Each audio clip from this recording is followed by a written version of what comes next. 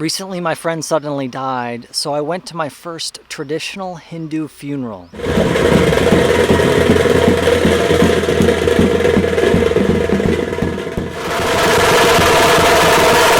It got me thinking about the differences between USA funerals and Indian funerals and how they help us move forward.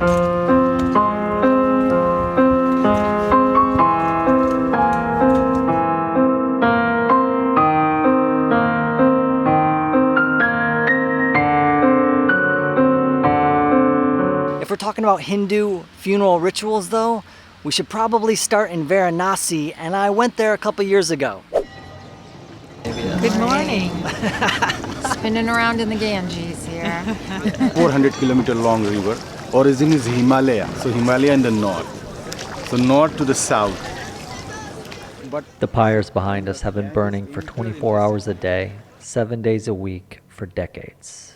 Our bodies made up by 5 elements. That's why we believe in cremations: water, air, fire, minerals, and sky. So when that body will turn into the ashes, so everything is returned to the nature. And when the mourner will put down the ashes into the Ganges or in any other river, it means adding nutrients. So in ancient time there was no fertilizer. During the flood, when water spread in agriculture area, and after the flood, the soil become fertile.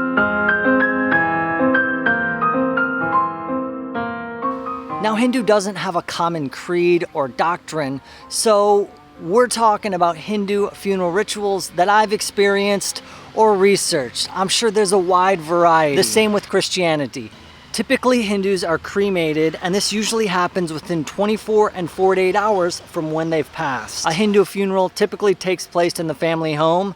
This is similar to the wake in comparison to Western rituals. There's a Shraddha ceremony which pays homage to the person's ancestors and often takes place 10 days after the death. The traditional location for Hindu cremations is on the banks of the Ganges River in India.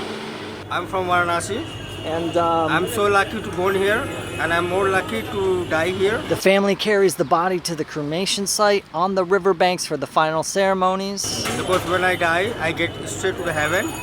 And when my mom and my aunt went to Varanasi, we sat nearby these grieving families and the other tourists and were able to see the process. Hindus believe the location is key to allow their loved ones to leave the cycle of birth and death and attain nirvana. Varanasi is the place for the burning. Burning is like a learning. My friend's cremation ceremony took place right here. The process starts with the washing of the body, including ingredients like milk, honey, ghee, and yogurt. The person's head may be anointed with essential oils, sandalwood for men and turmeric for women. A simple white sheet is used to dress the body. Flowers and rice are placed on top of the body. There's usually a lamp burned near the head of the person who's died, and water is sprinkled on the body as a symbol of cleansing. The traditional mourning period lasts for 10 days after the person's death. During this time, the family is considered spiritually impure, so they refrain from visiting sacred places. One difference is at a Hindu funeral, people may wear white instead of black, which is common at Christian funerals. Hindu funerals tend to be only 30 minutes, whereas Christian funerals tend to be more like an hour. I got a call from a friend. Had I heard about another friend? I look out my window since he lived close to me, and there was a crowd of police and other people at his place. He was wrapped in a white sheet on a bed of cow dung patties. There was maybe 50 or 100 of them. There was a bunch. A priest anointed him with water and milk and flowers and oils. We were each given a small handful of rice, and we would one at a time place it into his mouth. It was shocking for me, I must say. Dealing with his sudden passing and seeing his face and his body, it was something. They put garlands on his body. They then covered him in more cow dung patties. Then they put mud on the body.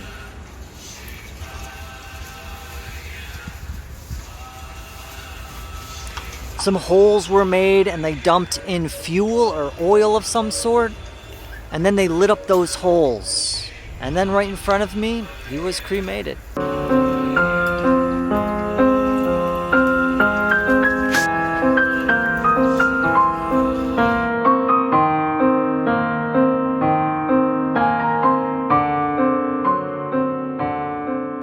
felt like it was good though for me to deal with it in that way because it allowed me to move forward. In America, death is far removed from your daily life. In India, it seems much closer. When I go buy my vegetables, there are meat shops where they're killing a chicken right there. Or they have like a goat strung up. Their funerals drive through the city and they're not in a covered wagon.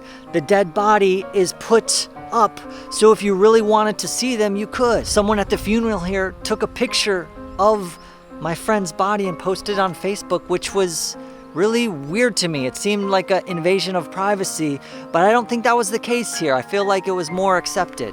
In a way, I liked that it was so right in front of me. It happened pretty quickly and it was pretty grotesque and shocking. But I think it allowed me to process the event and, it's still been tough and sad, but allow me to move on.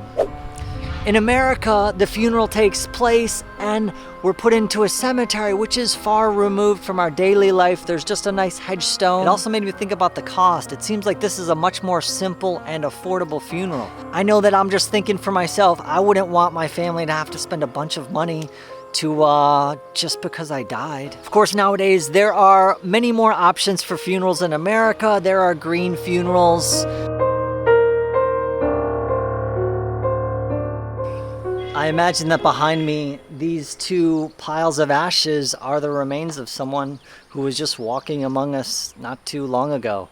Someone's mother or father or sister or brother or husband or wife. As I was growing up, I read this book about Tibetan death rituals, and there was one meditation that told me to picture myself dying and worms crawling through my body, and then to picture my beloved and worms crawling through her body and her decaying, and it's pretty grotesque. The point is just to live your life as if you're going to die, to recognize that it's going to come someday, so to make the most of this moment. If you're getting any value out of this video, please click that like button, help the video go out to more people.